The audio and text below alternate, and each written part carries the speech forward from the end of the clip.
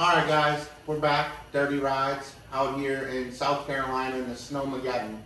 This year's been a crazy year with all the weather, especially here in the South. But here's another podcast of In the Wild, and I'm sitting here with Emma Rogers, Brittany Baker. And you guys ride pretty much out here, right? You race and you trail ride majority of the time, right? Yep. So, in a male-dominant sport, what made you guys want to get into the buggy game? Well, this is serious behind us. This is a PATV built, stretch bike on 50s, right? Mm-hmm. Yep. Yep, it's on 50s. She actually just had to get rebuilt, but I'll answer your question before I explain that. So I began riding when I was like a baby. My family has always rode. We obviously started out on Hondas and little four-wheelers and stuff.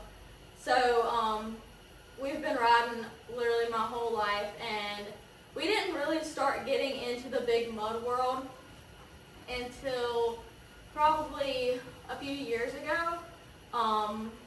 But yeah, we got into the mud world and started getting the big tires and the big lifts and the portals and all that stuff.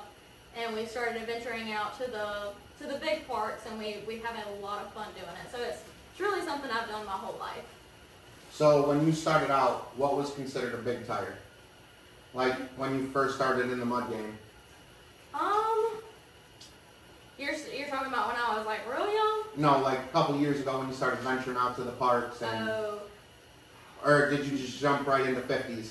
I jumped right into, so the first bike I ever got is the first big tire bike I ever got is actually the bike I have now. We call it Iron Man. It's a Polaris Razor 1000 and it's on 46s. And so my first big tire side by side was 46s. Yep. I did baby steps. I started on a 37 on a 4-inch box with no long travel.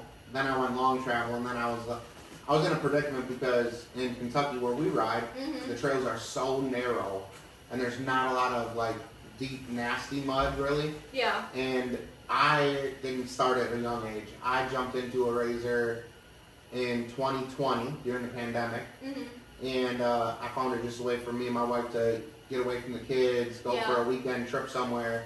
And that was actually part of the reason we moved to Kentucky, because I went to the Redneck Rave in 2020.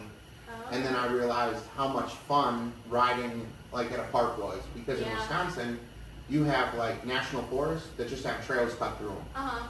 Speed limits, they go through and grade them all the time.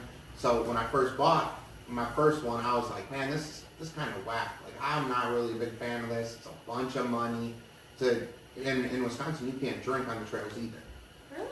Because you're in a motor vehicle, and they use DNR to patrol it. So it's not really off-road. So it's not off-roading like what I know it to be now, because nothing is better than going out with 20 of your friends and drinking all day and hanging out all night. And so you obviously have been doing this since birth. So how long have you been doing this? Just the last probably year. Since we met her, it started just riding the side-by-sides and going to a local park. I say local, it's about an hour from here in Florence, called Riverneck. Never heard of it. Yep, that's the most local around here, and we would just go groups of friends and ride side-by-sides, and they have several, so we would just kind of all jump in them and go, and then she started racing the bounty bikes, and we started going to the parks and following her racing career and supporting her and watching. And so when you first started getting into the racing scene, how much of a change was that for, I guess that's a question for both of you, because you go from trail riding where there's no end goal. The only goal is to make it out before the sun comes up. Right. So what was the transition between just trail riding and then going off the deep end with a mountain bike? It was a big difference. We obviously still do a lot of both. It was definitely different, but I'm a person that loves competition. I love the adrenaline rush and all that stuff, and I've always known that I wanted to do something like that.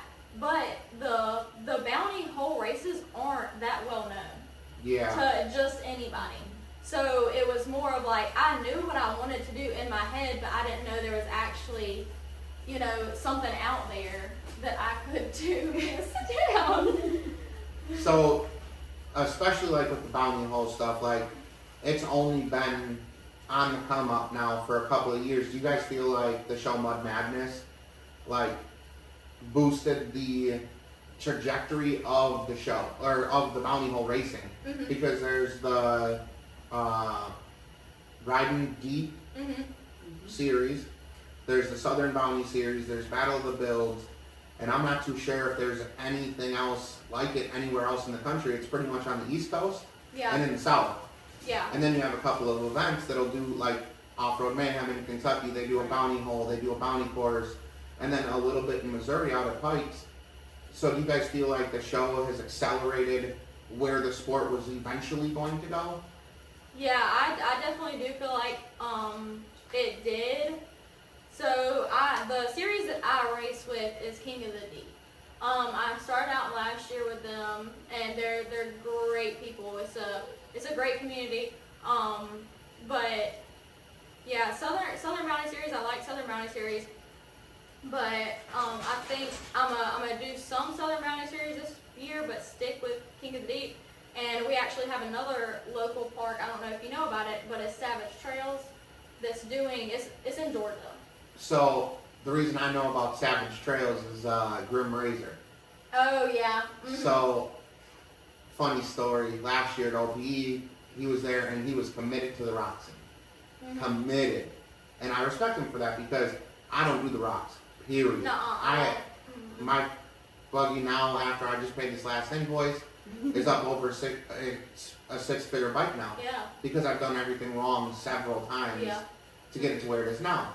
And last year at OPE, he was like, I will never, ever waste this much money on a bike to go in the mud. And I was like, man, you know, you should really try it. Yeah. Like, the people are different, the camaraderie is different, you're not just throwing somebody out to the wolves. Yeah. And he was like, nope, never. 2 days later, he posted on Facebook, he was like, looking for a sponsor for 8-inch portals or 6-inch portals and 45s. And then I actually messaged him recently, right before I found out that he took the 45s off and went back to a rock tire. But I told him, I was like, you know, we're set up pretty similar this year. Let's do like a hole for hole at out at Mud Nationals. And he was like, oh, well, I'll let you know. And then 2 days later, boom, takes all the mud stuff off. So, but it's cool that you guys do you guys try to stay out here on the East Coast, or do you guys push inland? And like, where are you guys at? Like, I don't know much about the Riding Deep. That's what it's called, right? The Riding Deep series? The King of the Deep, yeah. So I don't know much about their schedule. Like, does it allow for you guys to travel and like get out and venture and see more parks? Yeah, so there is not a King of the Deep. Steven owns it. He's actually from Georgia. I think Georgia. Yeah, I think he's from Georgia. But there's actually not a South Carolina race. So we're traveling to, I think our first race is in Alabama, and then we're traveling to, obviously there's some in Busco, but King of the Deep goes everywhere. Not as far as Southern Bounty Series. Yes. Shout out Tony Ramos. That guy is an absolute animal with his schedule. Like, he sees a park that he likes, boop, add it to the list. Yeah. So, with traveling for the racing series, do you guys travel just as much to just go ride?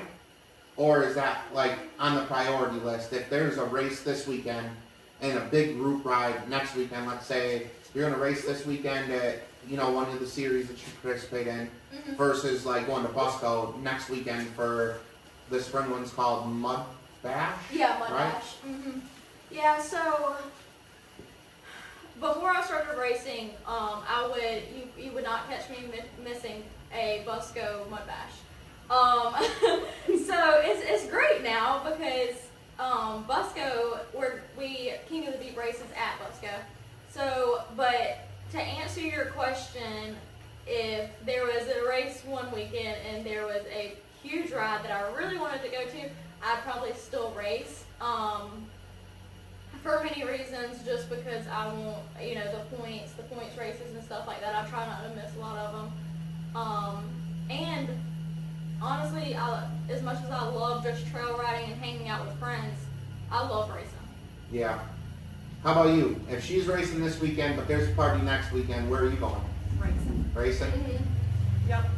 So, what was the transition like for you guys from, like, the split in the schedule, right? Because at one point when you got really competitive and, obviously you guys travel with her to race, what was that transition like? Was it a shock going from hanging out, having nothing to do except have a good time, to now all of a sudden there's maintenance, there's nut and bolt checks, probably, pretty frequent before or after every run. Yeah. So what was that transition like, going from hanging out, having a good time, to having so much responsibility? It's definitely a lot of self-discipline. So like you mentioned Busco. That's just the only part that I know out this way. Like, I see all the mud shots videos, and I see how absolutely out of control it is. Yeah. And that's just like our local park, like Gregory Lake. You don't go there for any reason except to black out. Yeah. Like, if you think that you're going to go there and ride and have, like, just put on a lot of miles, you're going to the wrong place. Yeah. So Busco is definitely a hard one to race at, just because, like, you go out there, you can't not stay out till 4 o'clock in the morning riding with your friends. So our last race at Busco, I was definitely feeling the hurt the next morning. We didn't get in until 5 o'clock. I got up at 8 o'clock in the morning, and Dad was hollering at me saying, "You need to get everything ready." But we got everything ready, and we raced, and it was okay. But how'd you do that day? I did good, actually. I did good. What did She had a headache. Yeah, I can imagine. I think I placed 4th. That's not bad. I'm pretty sure. You see a lot of these guys that spend so much money and then they just don't do anything with it. Yeah. Mm-hmm. Was that a decision that you made early on in the process? Like, if you were going to get a bound bike, that you were going to stick with it and actually, like, put forth 100% effort? Because, I still think I'm young, and I know you're probably younger than me. I'm 33, and I just don't have that much dedication. Because if I'm out until 5 in the morning, you ain't gonna see me roll out the trailer till at least noon. Yeah, I definitely, racing's a priority. I just enjoy it so much that it really doesn't matter how I feel, how far away it is, how long it takes to get ready. If we have to push to put a motor in the night before or something like that, we're gonna push to do it just to race, because I do enjoy it that much, and I do enjoy showing up and being competitive and, just being with the people that race. Right. What's your process? You wake up at 8 o'clock ready to go, help and grab parts and do whatever it takes to get out there, or? Well, I tried to be there in support and be the grabber and the helper and the cheerleader. Wake up one morning and get told, "You're riding this bike today and you're racing this bike today." Never raced a bounty hole before, never been on that bike before. So that was a little bit of a different day. So what was that day like? Did you enjoy it enough to want to try to do it more? Probably. Or I did enjoy doing it. We enjoyed watching it. Yes, everybody enjoyed watching. I enjoyed doing it. The after was not enjoyable. The bruises and the rims and the concussion and everything were so not I take enjoyable. it was not a full rip. No, about 8 seconds. I didn't finish last. Well, that's always a good thing. Yeah, it stood up a little bit off the line and immediately just popped up quicker than I could react and went over backwards, and it went over Ouch. on me. Yep.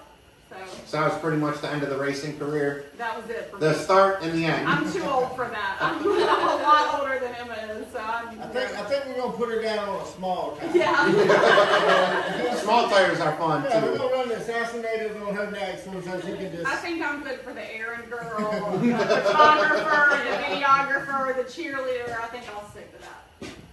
So the big tire bounty bike, safe to say, is not a to-do list item No, I don't anymore. think so. No. I'll put around the parking lot, but that's about all we're doing.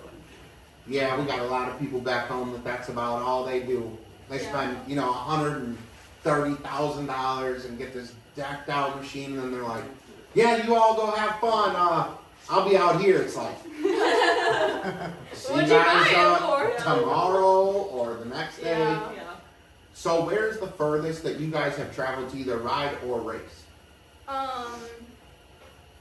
Right now, Alabama. Yeah, it would be Alabama. What park was that at? The park just slipped my Grand mind. Rapids. No, Yeah, Grand Rapids. no, Grand River. Grand River, sorry. Yeah, Grand River. Again, no idea where that is. I know where Bogs and Boulders is, and I know It's, that. it's not far from Boggs and Boulders. It's not, yeah. Probably another hour or so across into southern part of Alabama, right there, Mobile, I think. Right? Down around there, it's a super nice park. We enjoyed it. We just had a heck of a day that day. So have you guys been to Bogs and Boulders? We haven't. We're planning on going this year, though. Take some adult-sized tires trail riding out there. Really? Yeah. Yeah, I'll put the clip in the corner. I sunk all over waist deep in straight concrete.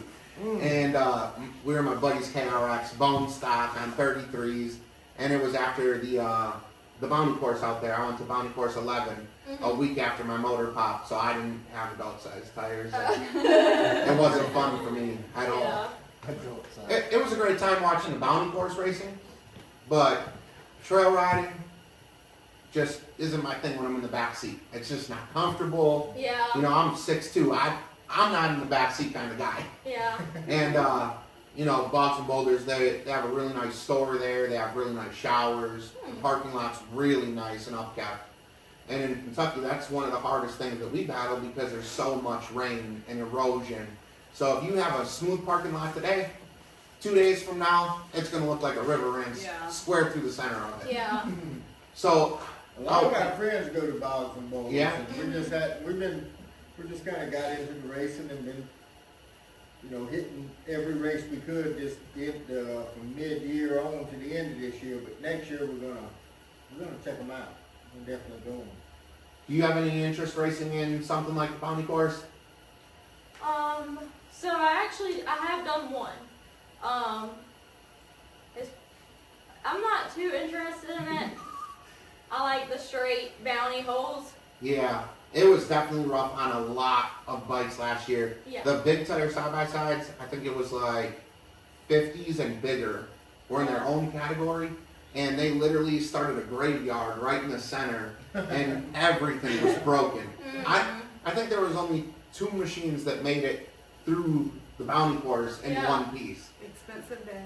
Oh, very. People were ripping off ball joints.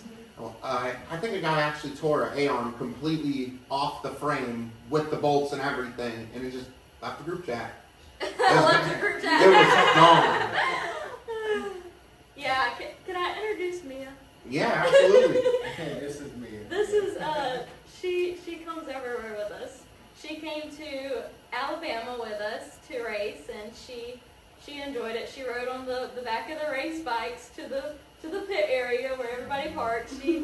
She comes to most of our races. She's So. definitely a pit crew member. Yeah, she's a pit crew member. She goes and fetches the extra axles, huh? Yeah. Anything you need, she'll be Yeah. So out of all the part, we talked about Savage Trails, Busco, River Neck. What other parks are out here that are just like a general type riding? Like you're not going from this hole to this hole to this hole to this hole.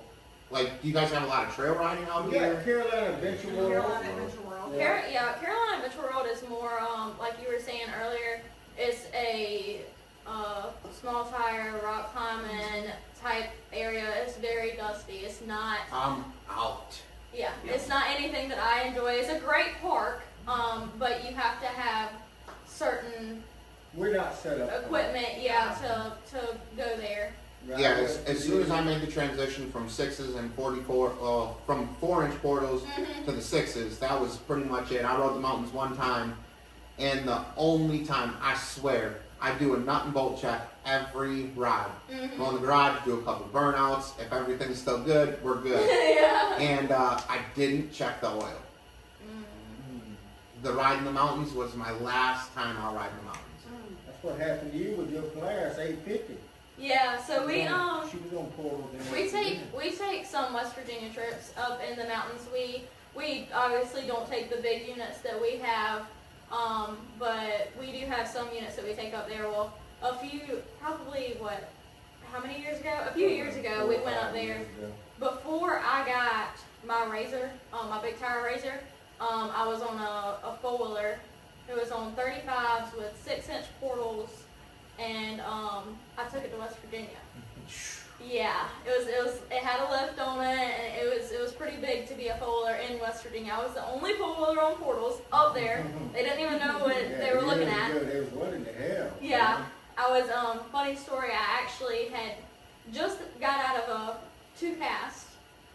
I had broke both of my arms, got out of my cast, and then the next week, well, I didn't get out of them. We ended up cutting them off. We got you out of it. Yeah, You broke out of jail. Yeah, I was tired of being in the cast, so we cut them off, and then went and picked my new 4-wheeler up, and then a week later we went to West Virginia, and I made it. I don't know how I made it, but I made it. Up all the rocks. 3-4 days on that thing. Yep. She rode it. Last year, I think it was in fall, we went to Black Mountain Adventure Off-Road Park in Kentucky, and all my buddies were like, this is the best place to go. They all have cages that are very, very well equipped for backflipping and doing all the stuff that I have no business ever attempting, ever.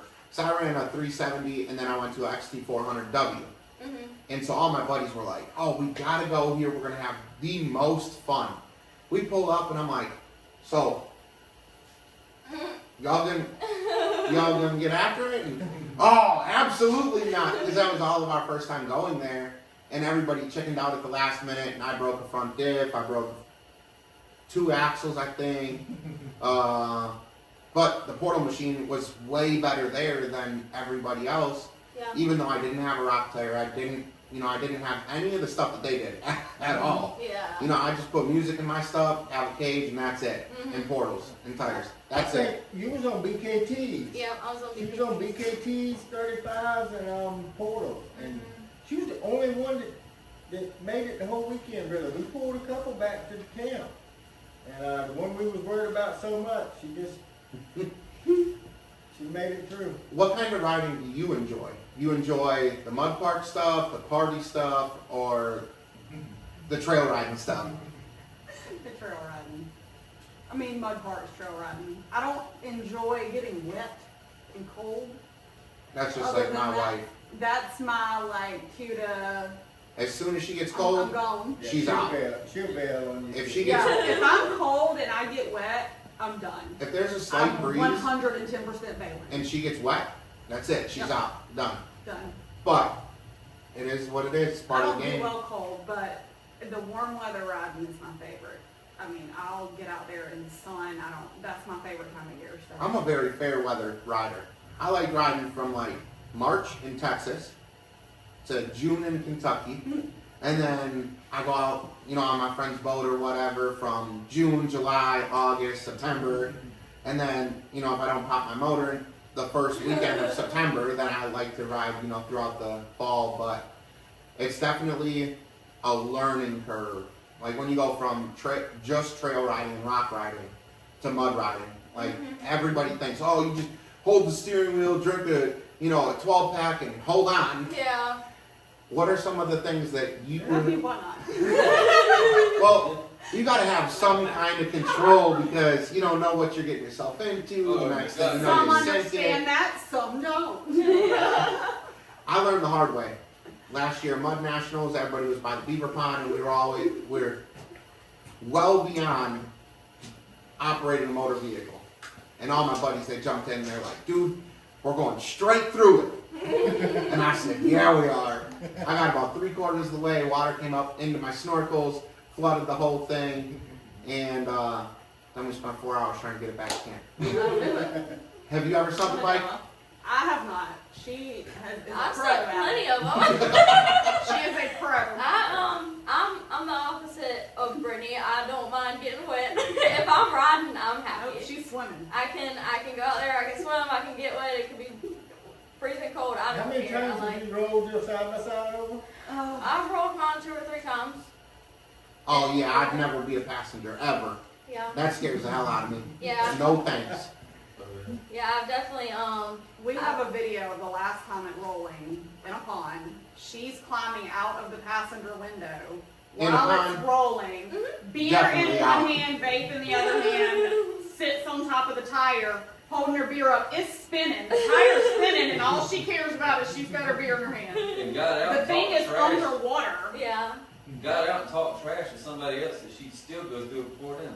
Yep. And we still could get her. Mind you, not running. So where was the win? Where was the win on that one? They told me I wouldn't go through it. Fair enough. It was the you won't. Yeah. That usually does it. I think that was actually what was said before I decided that my Razor was a submarine, but Yeah. Mine's been a submarine a lot. yeah, it's not fun. But we all ride another day, really. Mhm. So racing. So where does like the party scene out here come in? Like, is it a race and a party, or is it a party and trail riding, or do you guys mix the two together? Because like in Kentucky, we drink till like 5. The race starts at 7 till 7. Then the next thing you know, you're up till 7, and then you Yeah. like it just loops back and forth for 4 days. Do you guys have a lot of those kind of events out here? Yes. The biggest party around here is gonna be Busco. I've been to Busco years Riverneck's straight. pretty good, too. That's a Riverneck, good yeah. one, Hey, baby. If you're talking about thousands of people in one spot at one time, that's gonna be Busco. Riverneck is they have some get-togethers and they get pretty packed, and they have concerts and all that stuff too. But as far as racing goes, yeah, we're serious during the day. We're racing, we're getting everything right, and then after the race is done, especially at Savage Trails. Savage Trails is actually Chad is starting his Bounty series this year, so I'll be racing there. But they're very big, fun oriented, just a good yeah. time, family oriented. They're a really good time. So after the races, they throw a big party for everybody, and Chad and his buddies go up there and cook, and you pay like $10 towards the park, and you eat for free. So it's a good time at Savage Trails. Riverneck, they also they do events, they do concerts and the food trucks and all that. Busco is just another level. I think like normal trails, the party starts on like Saturday, racing day is. Mhm. Yeah. After that, we 100% racing. I think the problem, like, I've only been to events from Kentucky west. I've never made it this side of the mountains, ever. I didn't know anybody out here. The only person that I knew out here was Ray from Mud Shots. I know, right? And when he had the X3 is when I first started talking to him, and I was like, man, I started this YouTube channel, and I really want to come out there. And then just the schedules never aligned with me having a machine that was in one piece Yeah. with Busco. Because like the first year, the cage builder that I went to, he ended up taking, I think it was like 5 weeks longer than he should have had. Yeah. So I missed the first 3 events that I wanted to hit. And then Busco was the very next weekend, and I was still rebuilding the thing in my garage because the cage builder didn't do anything that he was supposed to. And so it's just never really aligned for me to make it out this way. And I just don't like riding when it's really hot, so I don't ever try to do the fall one because usually the weather's 100 plus. Yeah. So have you guys ever ridden like down in Florida? Because isn't their riding different than here? Or is this a lot of sand? So down here it's sandy, but it's also it's kind of a good in between. Mixture. It's water and sand. It's mud. It's not Yeah. just one or the other. Florida is definitely water. Busco is a lot of sand. It really just depends on where you're going. Yeah. In this area. So, what made you want to start building a brand and having other people like Brittany surround you and like go from just a normal rider to building a brand and doing something bigger than just going out and enjoying it? Because I feel like once you make the adjustment from, yeah, I'm going to go out and have a good time, now I'm going to race, now I'm going to build a brand. And how Yeah. do you find yourself other good people that want to see you succeed as well? And how do you support? So, the thing that made me want to do this and want to take it seriously was me just loving riding so much. I mean, it's something that I could do literally every weekend. I would go ride by myself if I needed to. But, so... I don't think that's safe. Yeah, I've told You never them know before. where a If random y'all challenge might don't pop go, up. yeah, if y'all don't go, I'm going by myself.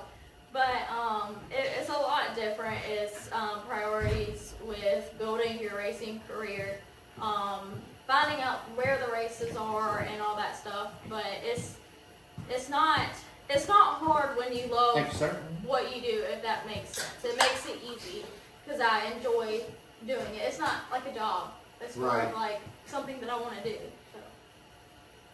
So what's it like being the pit crew, the filmer, the photographer? Because the unpopular opinion, I'll go ahead and say it, content creation or building a brand is literally the hardest thing you can do if you have a job. Like, 100%. I do both. So I do Hotshot, and then I try to build a YouTube channel. I try to do the whole brand, Right. the brand thing. So, like, I know the struggles that you go through filming, and like, luckily for me, I don't usually film. My old lady does, Yeah. and I watch her get out in the mud that's, you know, up to her knees. And so, what is it like doing all that? Her mom does a lot of filming and pictures and everything too. I try to take as much as I can. That one race I didn't get as much because I kind of got thrown into it instead of on the other side of it. You mean thrown off of it? Literally, yes, thrown off of it. I try to get as much like just footage, just content, videos, pictures, anything like that that I can send her and her mom to use for Facebook, Instagram, TikTok. Because I know, especially now, how important social media is to building a brand. I am a business owner myself, and I started my businesses from nothing So on what, social media, and that's how it grew, with social media and word of mouth. So I know how important that side of it can be for her to gain a following, gain sponsors. You've got, I know we went to the rec yard for that race, and she had kids walking up to her and they were like in awe that these units were hers. You know, Yeah. They wanted to take a picture beside them or sit on them and just watching their faces. And I think she enjoys that a lot too. But it's just, it literally is like a second job. Putting right? together the content, because she'll sit down and she'll just start putting together content for TikToks and stuff. But it does a lot of good now because that's what everything kind of revolves around anymore. So you said you're your own boss. What do you do? I am a personal trainer and spray can technician. So I have a gym at my house, spray can room at my house, and I build it from social media. So Yeah. I know how much you can grow from just getting out there and putting content out there and just being consistent with your posting. And It's funny we're having this conversation today about building a brand because we just learned the hardest lesson Saturday night. When TikTok went down, I'm not gonna lie, I was sore about it because Yeah. I use TikTok to promote the YouTube channel because, you know, 5 years ago when my background is no prep racing and street racing and stuff like that, and so 5 years ago all my buddies were like, man, you are so gay for being on TikTok. I was like, look, I'm a photographer, I do this for fun, this is a way for me to get paid. And eventually it's gonna pay off. And everybody was like, you're wasting your time. In 5 years it'll be gone. And then Saturday happened, I was like, 5 years of hard work, shame on me. And then it came back Saturday afternoon, I was like, all right, we're back. Yes. But you're right. I mean, social media is a full-time job. Like, and if you aren't working for yourself, the chances of making social media from day one is slim to none. There are millions of people out there creating content, whether it's eating bath salts or racing or doing your personal training stuff. And the internet is such a dangerous place because as soon as you like one video of somebody falling down an escalator, you won't ever get to see racing or what you do. The algorithm is crazy. Yeah. So how do you guys battle the constant changes of the algorithm? Because this is something both you guys do. You obviously race, you do the personal training stuff. So how do you guys try to stay ahead of the algorithm? Because it's such a it's such a tight-knit market as it is. So how do you stay even ahead of the game enough just so more than 500 people see your videos? Yeah, I think posting consistently. Yeah. Consistency is what I found gets you, that's when your views start growing, that's when the likes start growing, which in turn the following starts growing. So consistency is really, I mean. So consistency over the type of content, you think?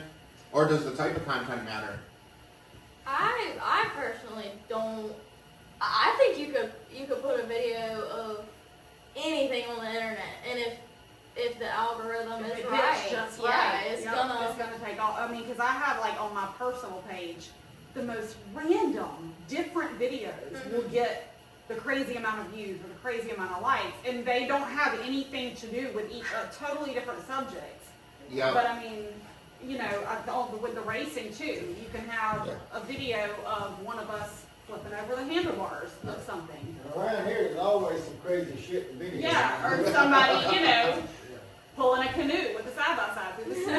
You never know what's going to take off, but if you are on it and consistently post, something's going to grow. I've had ridiculous moments like that myself because when I first started TikTok, it was street cars, street racing, no prep racing, and then I did, because I was a truck driver for 9 years before I went to business for myself. And so now, I got snowed in St. Louis a couple weeks, I think it was like 2 weeks ago, and I jumped out of my truck and made a weather report. And it did like 130,000 views. Yeah. But then videos that I take my time and edit and make sure it looks good. 250. That's a good day. Doing the same thing. It don't, it it's just seems whatever. Like the spur of the moment stuff is. It's got to pop up at the right time. But if you think about it too much, it's not. Nope. What is one of the biggest lessons you've learned for both of you guys on social media?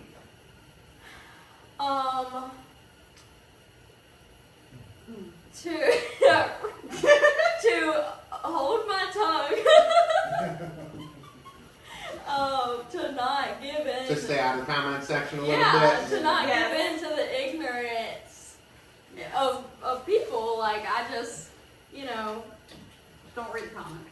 Yeah. That's probably one of the hardest things that I had to learn is that if you find yourself going to your comment section, you're going to have a bad day. Yeah. Because it doesn't matter if you post 17 $100,000 buggies in a row. Somebody will be like, oh, that lug nut was a little loose. I can see it from my couch in my mom's basement. Yeah. What do you mean? Well, that's like, so I actually, the last race of the King of the Deep series last year, the nitrous controller, so we went through a bad storm on the way to Alabama.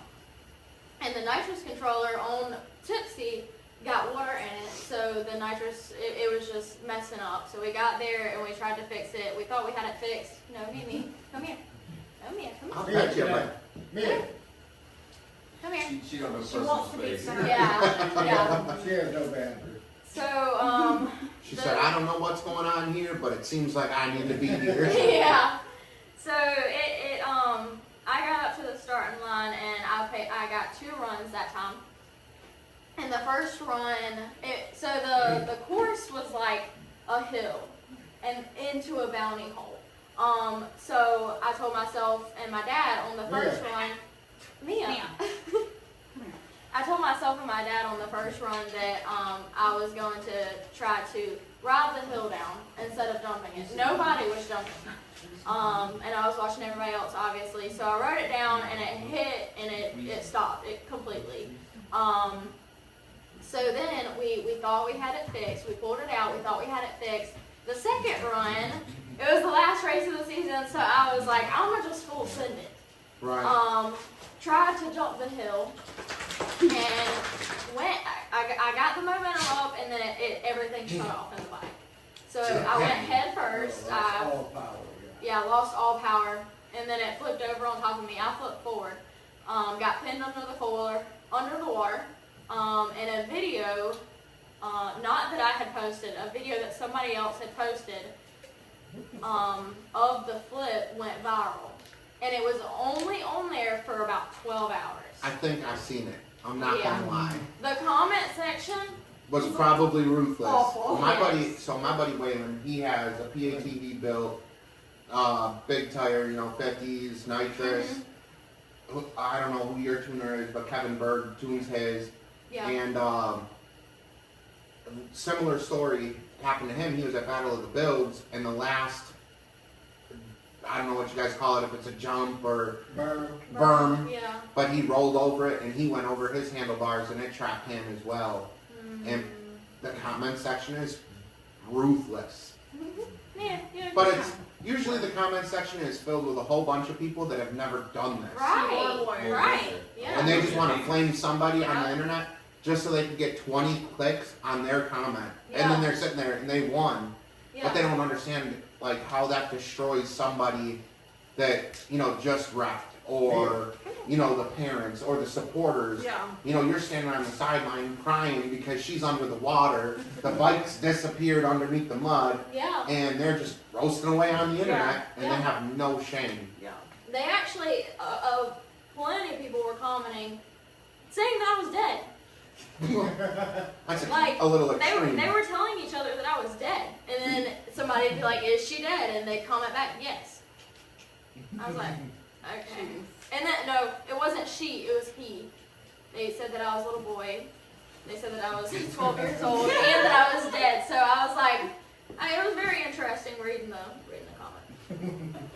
I commented back to all of them. How long did that take?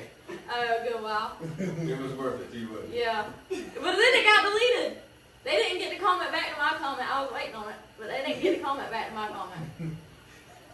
So, with the 2025 season, what are some of your goals? Well, both of your goals. So, your personal training, like, do you have any goals for that?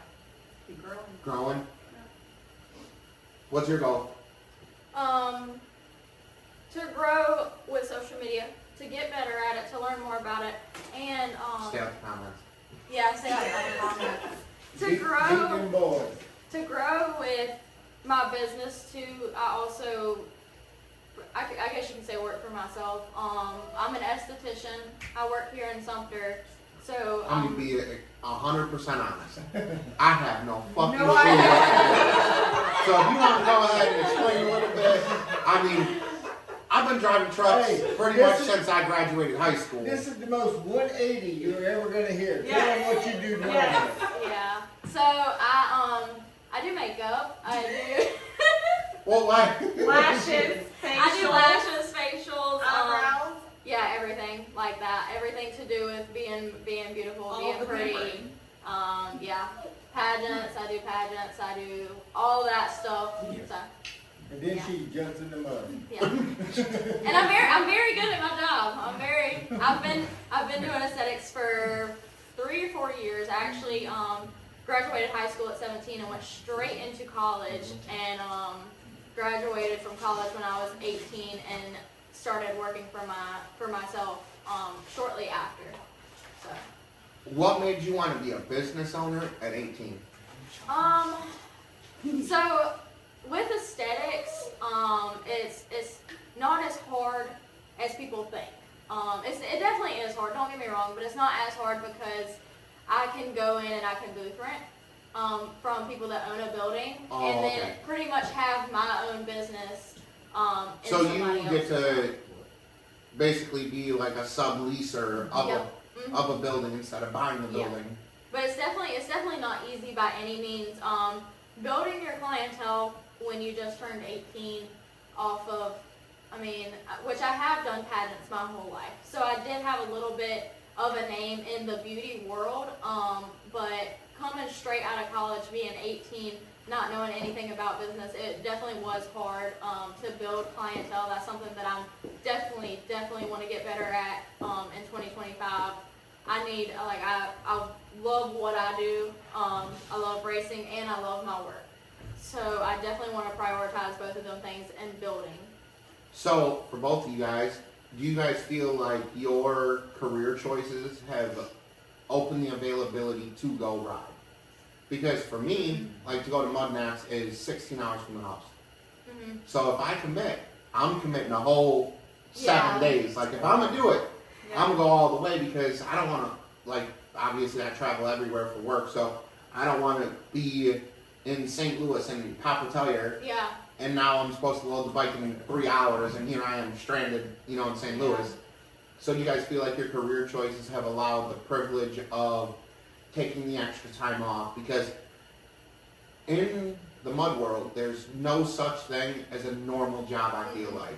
Like if you have a 9 to 5, you're going to struggle. Like especially you work for somebody else, because being young, if you're like, oh yeah, by the way, I'm gonna go get drunk with my friends for 5 days, they're gonna be like, absolutely not. We're gonna see your ass on Monday, 9 o'clock. You're gonna be here. Yeah, it's definitely it definitely. I don't know how anybody does it. Me working for myself, I definitely couldn't see it being easy if I did work a 9 to 5. Which is also a struggle because I have to remember self-discipline. That I can't take 2 weeks off every month to go, to Alabama, even though I want to, but it definitely, I love being able to, we literally yesterday just planned a trip to leave Friday to go to Georgia. So it's just very easy for me. All I had to do was go on my phone and block off my schedule. So all scheduled, take it. Yeah, exactly. So it definitely helps. I'm very grateful to be in this career, just because it makes it so easy. You in the same boat, pretty much? Yeah, same. I have a really good group of clients that I can, if we want to leave on a Thursday afternoon or a Friday morning to go watch her race for a weekend, I can rearrange and I can move people, and block out an afternoon to do that. So it does make it a lot easier to go and support. So, like I travel just truck and enclosed trailer. How do you guys travel? You guys have like a motorhome? How you guys doing it? We Convoy. we have, well, right now I have a race trailer that I'm actually selling because we just bought an RV. We've had RVs, we've had campers, my race trailer right now is Got a something that 42-foot 42-foot enclosed. enclosed. We got like 5 units to the care. Yeah, So. but my race trailer right now is an enclosed trailer.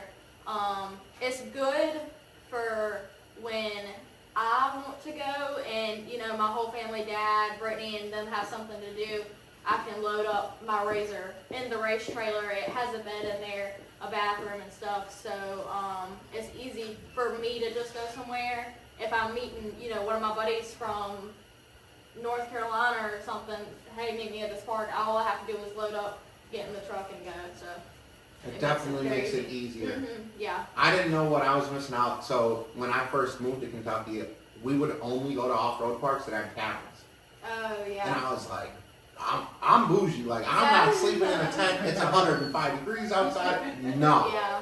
And then you're out riding all day, getting dusty. And then, like, in Kentucky, we don't have a lot of parks that have, well, we didn't know the parks that we do now. So when we first moved there, it was like, well, this place says it doesn't even have a shower, so what am I going to do for fucking 3 days? Nah, I'm not going there. So then the riding was so limited.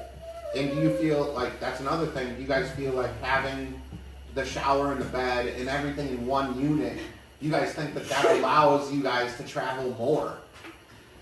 Like, would you go out and sleep in a tent? No, I'm the bougie one. Yeah. 100% No. not happening. I'm not sleeping in a tent. No. See, But I'm very selective with like hotels, and if the doors are on the outside, I'm not doing it. If it's an M instead of an H, I'm not doing it. You know, Yeah. I gotta look at all the, I'm bougie. They all know it. They love me for it. It's just who I am. I'm not. She will do. I've stayed in tents my whole life. You'll I sleep will. underneath the trailer. I huh? will. She I has. have. And has. I have. I will. I don't care. I will. Now I'll stay in the race trailer. She did. I stayed in it for that weekend at the rec yard, and it was good. So we're actually looking for a camper as well to take with the. So if you're in the market for a race trailer, she's got one. Yes. If you're selling nice. an RV, a race trailer, something smaller, Camper. Yep. camper, And she's in it's the heat, market. shower, comfy bed. All the things. LED lights, Yeah. no old halogen tube lights. Yeah. I made a very big mistake 2 years ago. A buddy's buddy was selling an RV. And I was like, man, how much? He was like, oh, you bring me $3,000 and it's yours. I was like, dude, sold. I'm in. And then I got there and I was like, dude, what year is this thing? He said, I don't know, let's check the title. And it was one of those things. It was like I committed to buying it, so I was like, well, I'm going to do it. I'm not going to back out of the deal now. Yeah. But it was a 1986 F350 Ecoline. Thank you, sir. It was a F350 Ecoline with no overdrive. So it would only do like 58 mile an hour on the highway. And the whole way you're just sitting there, radio turned all the way up, the speakers from 1986 are just rolling out. And all you just, mom, mom, mom, mom, mom. You know, hitting raceline the whole way. And so now I think that if I ever get away from my enclosed trailer, that I'll have to find, you know, a much newer RV. Yeah. For sure. Yeah, Brittany definitely, Mia, You want like one of them Tiffin motor homes, huh? yeah. Them things that say 798,000 with the plush seating. Yeah, I need some winning lottery tickets first before that happens. Same. Not quite that bad. Yeah. I think the biggest disadvantage to a race trailer is I did a 8-foot ceiling in mine, custom ordered it, and now it's too small. Really? Yeah. Yeah. I scrape on the way in, I scrape on the way out. My garage is too little. Like, Yeah, right. now I'm starting to have all these other issues that I never intended on having. So, do you feel like, do you guys do a lot of the work yourself? Yes. So if we don't do it ourselves, one of our good friends, Bruce Klein, he's over in North Carolina. He owns Carolina Power Sports. He helps a lot with, especially with that bike. He's very smart. he does all our tuning. Tuning, yeah. But other than that, Yep. my dad and me are very, we do a lot of it. And especially with our riding unit. So this is the only race bike I have at the time. I had another one, I ended up selling it. But, so our trail units, our side-by-sides, we do all of the work on them. Dad has, always messed with trucks, been a very good mechanic. He knows a lot about it. He can rebuild a motor with his eyes closed, I feel like. So, I feel like the last question, Polaris or Can-Am, and HVAC unit or sport unit? Because now that the HVAC units have gotten so capable, Exclusive Motorsports, they're out this way, I think. Yeah, Ben They're Hutchinson in and Jesse. South Carolina too. Yeah. And I just hung out with them at OPE. Did you go to OPE? I didn't. Next year, you need to Yeah. add it to your calendar. Yeah, I want to go. It's a 3-day long drink-a-thon. Yeah. From the time you arrive till the time you leave, it's on. Pretty Yeah. much from the minute it starts till the minute it ends. Yeah. And I was grateful enough to kick it with them for quite a while. I think it was like Saturday night from bar close till like 5:30, maybe 6 o'clock. It was a lot of fun. They're good people. Yeah, they are. Yeah, they're great people. So I always say Can-Am race bikes, Polaris road bikes. And with the HVAC and the sport units, it's a tough question, but I love my Razor. We actually just bought a North Star. I love that we just put it on some 35-inch boggers and some custom aluminum wheels. So it looks You're gonna great. flip that this coming up pretty quick. It's gonna be nice outside. I'm gonna try to keep that one on all fours. We'll leave that at David. Yeah, but I would say I would be okay if I didn't have the HVAC. I love my Razor. I like to have fun. I like to be open to see everybody. I don't care how cold it is. I don't care how hot it is. I just want to ride. You know what I mean? Fair enough. It's not really that I need the heat. Yeah, it's great, but I'm more or less, I'm a huge fan of the AC. yeah. Like, so I seen J-Ball's unit, when he first did his Defender on trailing arms and 50s. I was like, man, I gotta have this thing with the roll-up windows, Yeah. a bunch of music, and do absolutely 3 miles an hour through the park. Yeah. Yeah, I like to tear stuff up too much. I love the North Star, like I said, but I like to tear stuff up. My Razor is like built to the T. We have put a lot of time and a lot of work into it to build it right, so I can drive it as hard as I want and it not break on me every time. So yeah, I don't trust myself enough to, Keep something back yeah, nice. yeah. I like the idea of the heat. It is nice to jump in and warm up because I detest cold weather. I love hot weather, so I really don't care about the air, but I like the openness. I like being open. You know what I mean? So the sport units. I like to be able to talk and hear music and. So do you have a preference between Can-Am or Polaris? Or just as long as it's got 4 wheels and it'll get you from A to B? Pretty much. Yeah. I'm more of a Polaris As guy long as it doesn't myself. look stupid. We can't be riding around anything that looks dumb. Yeah. All of our units are nice. Everybody in my it's gotta crew look good. has great units. Everybody that I ride with, we definitely we pull up in some nice units, and I love it. Half of our group is like, they take care, like really, really good care of their stuff. Like Waylon and Sam, they have a nice Defender. It's on 6s and 40s. I think it's on 6s and 40s, maybe 8s and 40s, but their Defender is all painted, like, it's really nice. It's very clean. Yeah.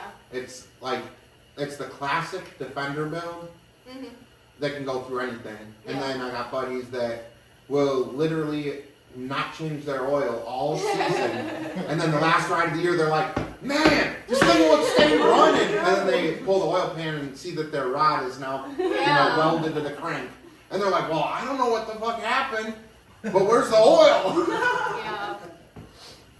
Yeah, we definitely have. I have to handle the maintenance part of it, so we make sure a lot of those things are done. Yeah. She can go and have a good time. We definitely have the 2 types in the crew that I ride with, though. I have. I think everybody's got the one friends where you're like, oh shit, here they are. Yeah. But then, after a couple beers, you're like, oh man, it's great to see you. Yeah. Hold it to it. That's what we want to Ain't seen you in a couple weeks. How's those wheel bearings? You still got a belt in that thing, or what's the noise that the transmission's making? Because I'm leaving. Why? That's normally David. Yeah. That's You do all the maintenance, but always have the broken machine. That's right. Pretty I'm much. working on everybody else's shit, and I can't get to mine. Well, his problem is he rides the hardest out of anybody that you'll probably Easy meet. now. He runs into trees. He runs over trees. He Me and goes you, in ponds. we need to schedule a ride together. Hell yeah. Because the nickname of my Razor is called the Chainsaw.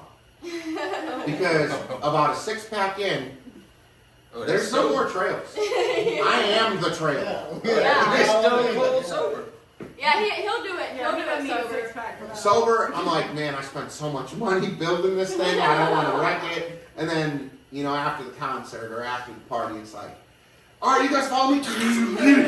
Hold on. What do you guys stop for? My dad actually tried to sink our brand new North Star. Literally, what was that? Saturday night. This past Saturday night, he tried to take it in a duck pond. So Well, I hope it was a lot warmer than it is today. no. I don't recall this. Famous last words. I don't no recall. memory of that. I have no memory of this, what you're talking about. Yeah. So he's definitely the one of the wild ones. I'm not. I ride my stuff. Yep. Very Except that carefully. one time you were doing cartwheels in the pond Yeah. with your vape and your drink, and Except for all the times I Really? flipped. the other time that you flipped over I do backwards. And stupid stuff stone cold sober. I don't even drink and I do stupid stuff. well, Could you thanks. imagine if I did? Thank you guys so much for Yeah. hanging out with me on a Tuesday night. I mean, through all the ice and In the snow. blizzard. Yeah. Oh yeah, we love it. I mean, again, completely weird weather this time of year, Mhm. especially here. Like, I've been driving truck 10 years, and this winter's been the hardest. Yeah. Because absolutely. there's literally snow from Texas to here. Yeah. Yeah, it's been the coldest. You wanna ride the longest kayak? year. No, I'm good on kayak. You gotta hook behind the nose star. Oh no, I'm We're out trying on to get back kayak. out there and Oh, yeah. the snow probably break some bones. Just don't end up in, the 2-arm cast because your old man's gonna have to break down Yeah, that yeah. thing. Well, thank you guys so much, and we'll definitely try to plan a ride out this way. Yeah, for sure. Heck yeah. It's nice to meet you. Very Nice to meet you guys Thank you too. for having us. Yeah, absolutely. Thank you.